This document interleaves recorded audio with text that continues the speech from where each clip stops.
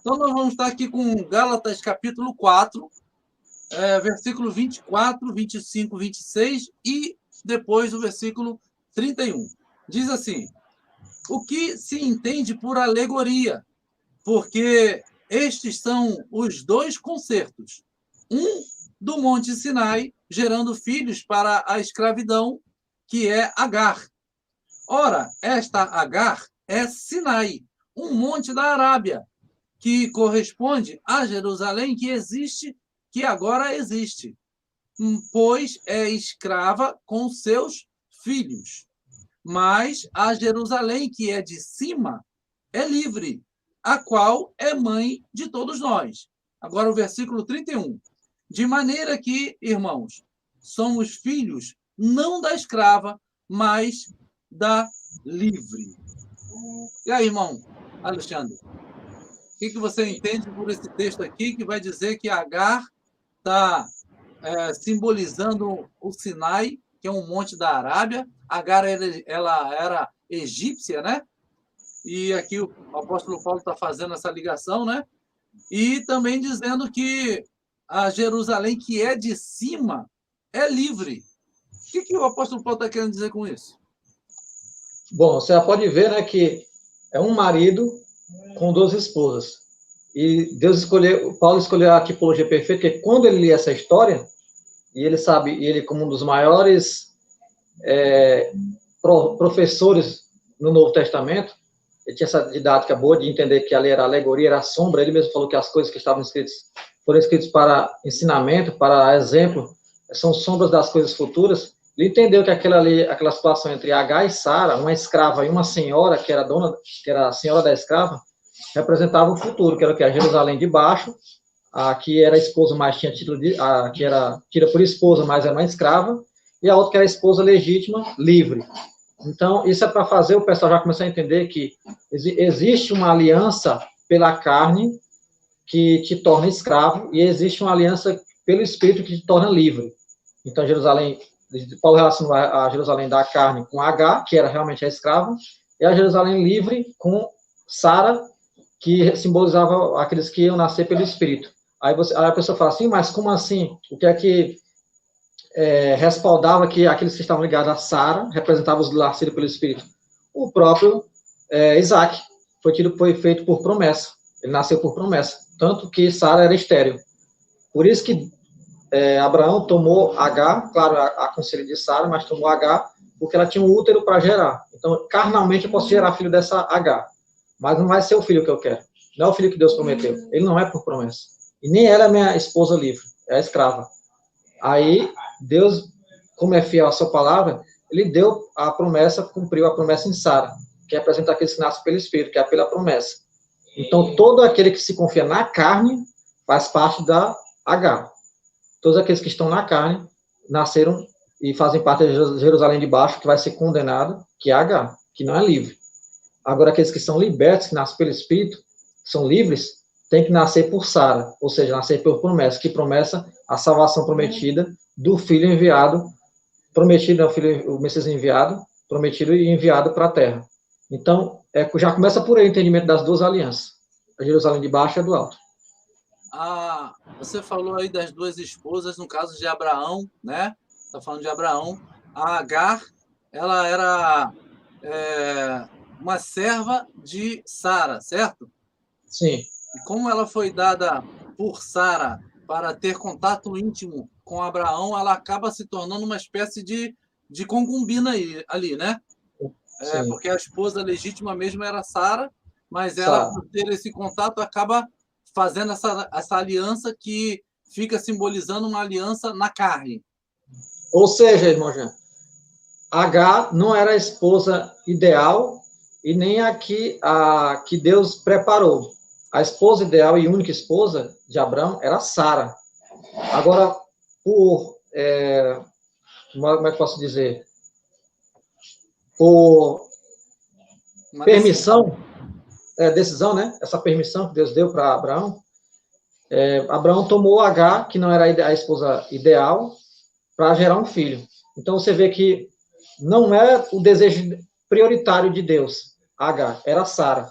E aí você entende aquela primeira aliança, e a gente vai levar para o Sinai, que a H está ligada aos filhos que nascem pela carne, está ligada à aliança no Sinai, e quem aqui já conhece da Bíblia sabe que aliança é essa. Então, aquela aliança não era ideal. A ideal só veio vir depois, com Cristo, o filho da promessa. Ou seja, o Isaac. Era uma espécie de sombra para o que viria. Era só, como Paulo fala, era um aio que ia conduzir a Cristo. Era só por enquanto. Não era a oficial e permanente. A permanente é agora, que a gente está vivendo. Pela graça, e pela graça só pelo meio do Espírito Santo, que veio por meio de Cristo. Senão a gente estaria na carne e teria que cumprir todos aqueles rudimentos, e nem aquilo, nada daquilo ia trazer salvação para a gente, porque era pela carne. E pela carne a pessoa não alcança salvação. Sara não conseguiu. Não conseguiu. Na verdade, nós vemos aqui que quem cumpre a questão de estar cumprindo a lei somente e não estar na graça é chamado ali do povo judeu, né? O povo que está lá, descendente de Abraão, porém, segundo a carne, né? Não é um descendente de Abraão conforme o que Cristo agora veio estabelecer a nova aliança, certo? Agora, certo. Esses judeus, como entra... São só os judeus que são a Jerusalém de baixo, ou também o mundo gentio, sem ser aqueles que estão na graça, aqueles que estão ainda para seguir a lei? A minha pergunta não estou sabendo ainda formar a pergunta. É como se fosse assim: esses que estão na velha aliança são só os judeus, ou tem gente que não é judeu que está na velha aliança ainda? Essa é a pergunta.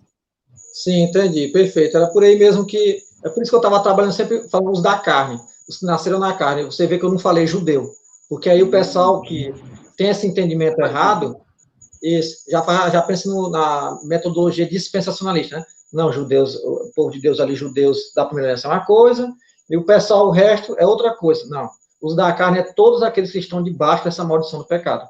E o povo judeu, o povo de Israel daquele tempo, só representa isso. Eles representam aqueles que estão na aliança da carne. Por isso que fazem o corte no prepúcio, né? A circuncidar. Representavam os que estão na aliança da carne. Agora, a aliança do Espírito é pela conversão no coração. Isso é o quê? Qualquer um, em qualquer terra, em qualquer planeta, em qualquer país. E aqueles que estão na carne, todos aqueles que creem que pela carne conseguem alcançar a salvação. Paulo achou que era assim, quando ele estava na ignorância, e falou: eu vi que aquilo, vou falar nas minhas palavras, eu vi que aquilo ali era tudo, eu reputei como perda para ganhar Cristo. Porque eu fazia aquilo ali na ignorância, eu era zeloso, mas aquilo ali não me ia dar salvação. Agora, por Cristo, sim. Então, esse é o judeu, assim como o brasileiro, assim como o canadense, o europeu, que entende que pela carne dele não consegue, não tem nenhum direito, nenhum merecimento dessa salvação, ele vai ter que se submeter à única aliança, que é por meio de Cristo. Aí ele recebe salvação. Então, o judeu e o não judeu é perdido do mesmo jeito se crê na carne.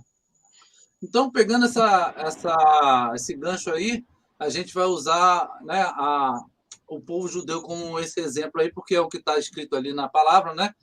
E a igreja, de um certo modo, né, num modo geral, a igreja entende ainda que os judeus que lá estão, naquela parte do planeta, no Oriente Médio, lá no país de Israel, eles ainda têm, assim, uma coisa especial, porque são judeus descendentes de Abraão na carne. Mas aqui o texto do apóstolo Paulo já está colocando agora que aqueles que são da nova aliança são os que são pela fé em Abraão, né? Não mais aqueles que nasceram lá no país do Oriente Médio, necessariamente. Eles, se aceitarem a Cristo como Senhor, eles passam a ser Jerusalém de cima. É isso? Por enquanto, por causa da sua conduta de estar ainda na lei, de estar ainda aguardando o Cristo vir, que já veio, mas eles não aceitam, eles estão ainda como se fossem filhos de Agar e não de Sara, mas pensam que são de Sara. É isso? Exatamente.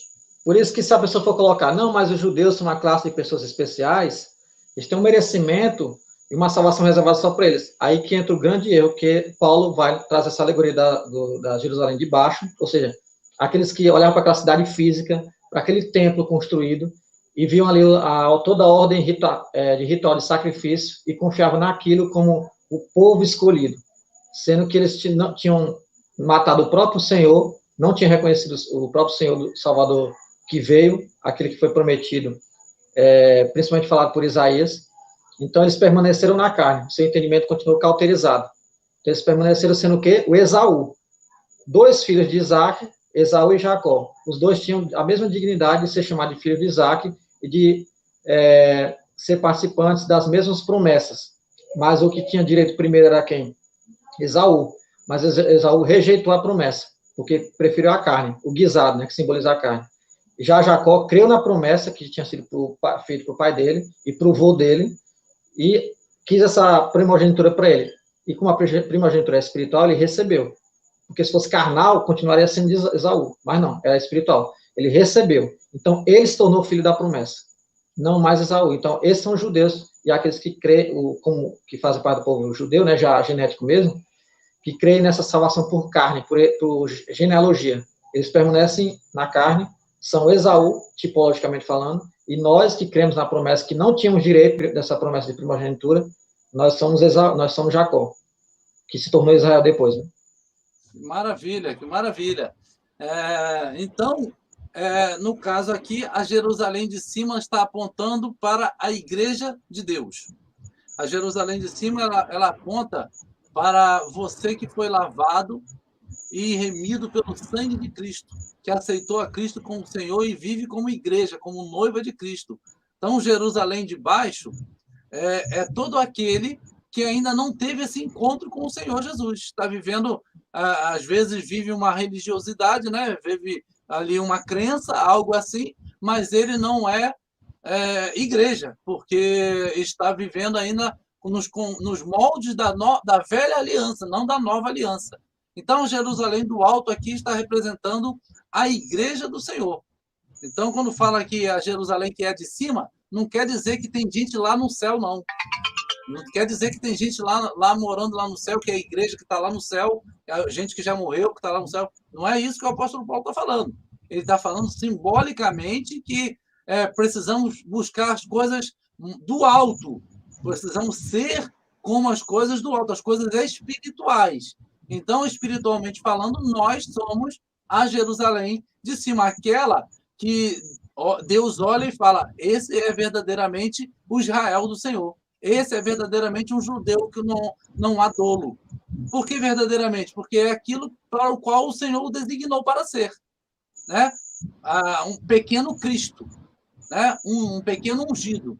Nós somos cristãos, né? Pequenos cristos, que vamos seguir os passos do Senhor. Antes de você ler esse texto, só para finalizar, porque eu ia ler esse texto que eu tinha te falado, então vou ler só para já passar a última pá de cal nesse assunto. O pessoal, se tiver interesse, pode ler depois de Hebreus, capítulo 12, pode ler o capítulo inteiro, que vai falar do contexto do assunto que eu vou ler aqui agora, dos versículos que eu vou ler, mas você pode ler já antes do capítulo 12, porque o assunto é tratado já antes do capítulo 12. Paulo vai dizer o seguinte, para quem crê que foi Paulo que escreveu Hebreus, né? Então, Paulo vai dizer o seguinte, Hebreus 12, versículo a partir do 22. Mas chegaste ao Monte Sião e à cidade do Deus vivo, a Jerusalém celestial e a muitos milhares de anjos, a universal assembleia e igreja dos primogênitos. Olha a palavrinha, primogênitos. Aí, que estão inscritos nos céus, ou seja, inscritos nos céus, e a Deus o juiz de todos, e aos espíritos dos justos aperfeiçoados. Então, olha o que é que Paulo está ligando aqui. Ele falou do Monte Sião, e toda vez que fala em Monte Sião, é uma referência para algo profético que leva ao milênio, ao reino de Cristo, a cidade do Deus vivo, a Jerusalém celestial, não fala Jerusalém que está ali na Judéia, Jerusalém territorial, física, está falando de algo espiritual. Aí entra no que o irmão Jean falou. Não quer dizer que tem pessoas morando lá. Está falando no sentido espiritual aqui. Porque quando essa Jerusalém tomar forma física, vai ser só no milênio. Aí nós vamos entender o que ela é e a extensão do que ela é. Porque a promessa é na terra, né? Não é no céu. Então nós vamos reinar na terra. Então, não tem nem para que entender que isso aqui já é no céu.